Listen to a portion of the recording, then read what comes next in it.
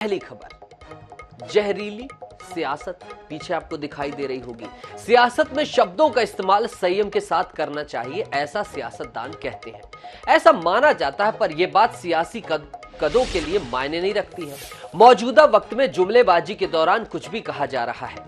ताजा मामला कांग्रेस के राष्ट्रीय अध्यक्ष मल्लिकार्जुन खड़गे का है, जिन्होंने एक बार फिर मर्यादा को ताक पर रख दिया है और प्रधानमंत्री मोदी को जहरीला सांप करार दिया है।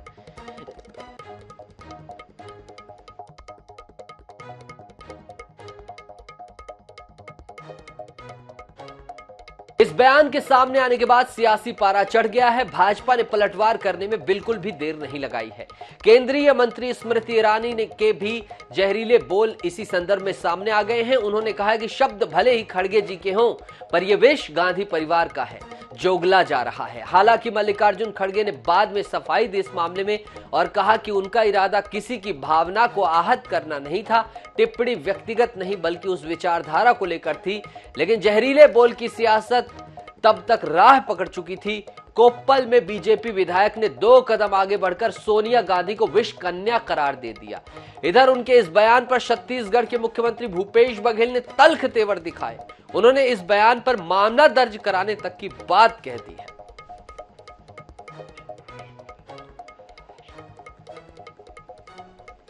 ಮೋದಿ ಅಂದ್ರೆ ಈ ವಿಷದ ಹಾವಿದ್ದಂಗೆ.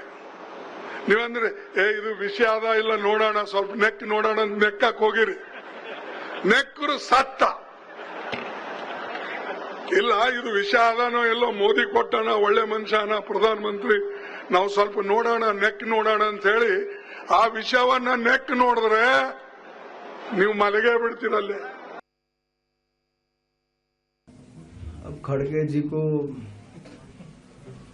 कांग्रेस ने अध्यक्ष तो बना ही दिया है, पार्टी के अंदर कोई मान नहीं रहा। पोस्टर बैनर अभी भी गांधी परिवार के ही लगते हैं। तो खड़गे जी सोचते मैं ऐसा कौन सा अपमानित करने वाला स्टेटमेंट मोदी जी को दूं जो सोनिया जी से भी भद्दा हो।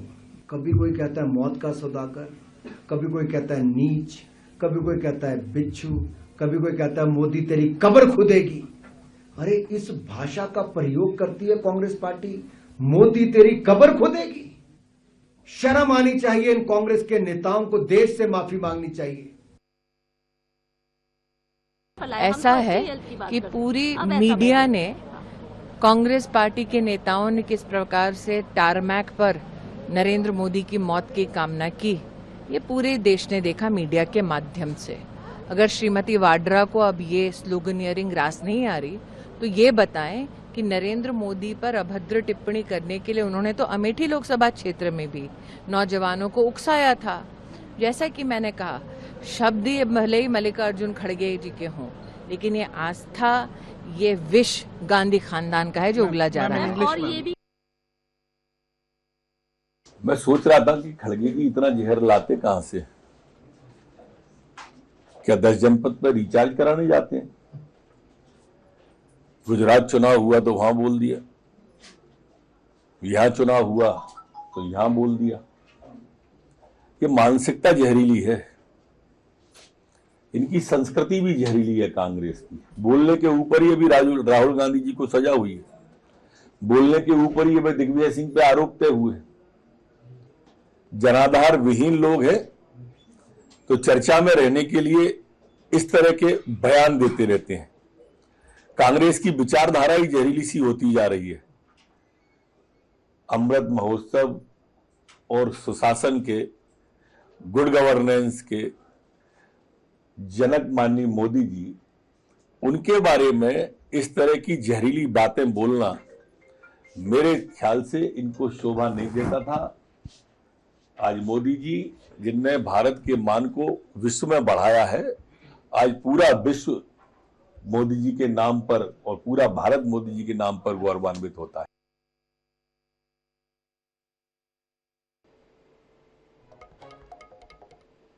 जी को विष कन्या कहा गया है।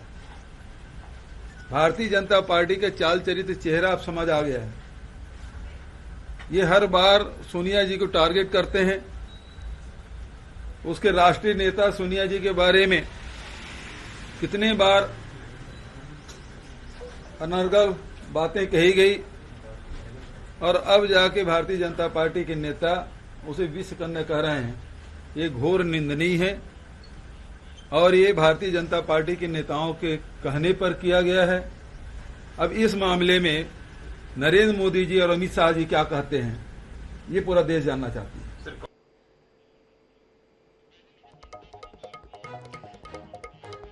और हमारे साथ इस मामले पर ज्यादा बातचीत के लिए चिंतामणि मालवीय जी जुड़ रहे हैं, पूर्व सांसद हैं आप भारतीय जनता पार्टी से। सर, आपका बहुत बहुत स्वागत है न्यूज़ 24/7 में। इसके साथ ही हमारे साथ जुड़ रहे हैं कांग्रेस से प्रताप भानु शर्मा जी, आप भी पूर्व सांसद हैं। सर, आपका भी स्वागत है न्यूज़ 24/7 में। धन्यवाद। चिंतामणि जी, मैं आपका रुख करना चाहूंगा। खड़गे जी ने कर्नाटक चुनाव के संदर्भ में एक बार फिर प्रधानमंत्री नरेंद्र मोदी जी पर टिप्पणी की है, क्या कहना चाहेगी भारतीय जनता पार्टी? देखिए, कांग्रेस में प्रधानमंत्री जी के खिलाफ कुछ कहने पर, हिंदुओं के खिलाफ कुछ कहने पर, देश के खिलाफ कुछ कहने पर पुरस्कार मिलता है और इसलिए ये पुरस्कार की भावना से ही उन्होंने, जो उनके राष्ट्रीय अध्यक्ष है, उन्होंने इस तरह की टिप्पणी की है, क्योंकि वहाँ कोई रोक नहीं है। जब आप इस तरह की करते हैं तो और आपका स्वागत होता है और आपका सम्मान किया जाता है। तो इसलिए कांग्रेस की परंपरा बन गई है राष्ट्रीय नेताओं को और प्रधानमंत्री जैसी संस्था के खिलाफ बहुत खराब और घटिया शब्दों का उपयोग, ये सामान्य बात हो गई। इन्हें आत्मचिंतन करना चाहिए, विचार करना चाहिए कि राजनीति को कहाँ ले जाएंगे। ये इसे कोई भी भारत का नागरिक स्वीकार नहीं करेगा, जिस तरह की भाषा उनकी रहती है। प्रताप भानु जी, देश की सबसे पुरानी पार्टी की परंपरा बन गई है अपमान करने की, छीटाकशी करने की। चिंतामणि मालवीय जी आपसे कह रहे हैं, क्या कहेंगे आप? चिंतामणि चिंतन तो करते नहीं है अपने आप में, उनके नेता लोग क्या कहते हैं, ये इस तरह की हल्की बातें करना प्रधानमंत्री को शोभा नहीं देती। कभी वो कहते हैं सोनिया जी जर्सी काऊ हैं, कभी कहते हैं सोनिया गांधी 50 करोड़ की गर्लफ्रेंड है। इस तरह की बातें तो शुरुआत सबसे पहले पीएम मोदी ने और उनके सहयोगियों ने शुरू करी थी। राजनीति में हल्की बात नहीं होना चाहिए, व्यक्तिगत टीका टिप्पणी नहीं होना चाहिए, चरित्र हनन नहीं होना चाहिए। मैं इस बात से सहमत हूँ। और यदि हमारे मल्लिकार्जुन खड़गे ने की गलती से कुछ निकल गया था तो उन्होंने उसमें क्षमा मांग ली। चलिए ठीक है सर, क्षमा मांग ली। अब मैं प्रताप भानु जी आपसे एक विश्लेषणात्मक चीज पूछना चाहूंगा, चिंतामणि जी भी जुड़े हैं। गुजरात चुनाव से पहले भी 10 सिर वाला रावण बोला गया, इससे पहले भी ऐसे 10 उदाहरण है कि जब जब निजी तौर पर टिप्पणी की गई है तब तब कहीं ना कहीं कांग्रेस को ही खामियाजा भुगतना पड़ा है और इस चीज के प्रत्यक्ष प्रमाण है। आखिर ये कुछ जानते हुए भी जुबान का फिसल जाना कितना सर नुकसानदायक नहीं होगा? आपको नहीं लगता? आप तो तटस्थ राय रखते हैं, बेबाक राय रखते हैं। हुई बात करना चाहिए, मैं आपकी बात से सहमत हूँ, पर इस तरह की बात कहने से कोई नुकसान इसलिए नहीं होगा। सामने वाली जो पार्टी, भारतीय जनता पार्टी के नेता तो और से बढ़ चढ़ के बातें करते हैं, झूठ बोलते हैं। 40% की गवर्नमेंट कर्नाटक में हो गई है, ये जनता जानती है। और जिस तरह से इन्होंने सौदेबाजी करके जनता के जनादेश से बनी हुई सरकार को हटाया, गिराया कर्नाटक में, और आज जनता के सामने वो सब काट खुल गए हैं। वो सब समझ गए हैं कि ये भ्रष्टतम सरकार है कर्नाटक के इतिहास में, इसलिए वो अब हटाएंगे उसे। यानी आपको लगता है कि अभी भी मुद्दों के आधार पर बात होगी कर्नाटक चुनाव में? चिंतामणि जी, वक्त का मैं आखिरी टिप्पणी चाहूंगा आपसे। खुश तो बहुत होंगे आप कि फिर से उसी पाले में आ गई कांग्रेस पार्टी जहां आप घुमा फिरा कर लाना चाह रहे थे, क्या कहेंगे? नहीं, खुश नहीं, ये तो दुखी होने की बात है कि हमारी राजनीति का स्तर ये हो गया। कांग्रेस को विचार करना चाहिए। हम प्रताप भानु जी मुद्दों की बात कर रहे हैं, इस तरह की स्वागत योग्य बात है कि भाई सरकार की खामियां आप आगे लाएंगे तो वो एक अच्छी बात है, लेकिन जब आप व्यक्तिगत होते हैं और ऐसे नए शब्दों का उपयोग करते हैं तो ये राजनीति में इस तरह के शब्दों का कोई स्थान नहीं होना, कोई स्थान नहीं है। बिल्कुल बिल्कुल। चिंतामणि जी, प्रताप भानु जी, आप दोनों ने बेबाकी से अपनी राय रखी है। अब फैसला दर्शकों का। आप दोनों हमसे जुड़े, आपका बहुत बहुत शुक्रिया इस मामले पर। तो जहर उगलती सियासी जुबान एक बार फिर से खुल गई है। न्यूज़ 24/7 में हमने आपको सुनाया दोनों ही पार्टियों के जनप्रतिनिधियों की क्या प्रतिक्रिया थी। इसके साथ ही हम अब आपके ऊपर छोड़ते हैं कि आखिर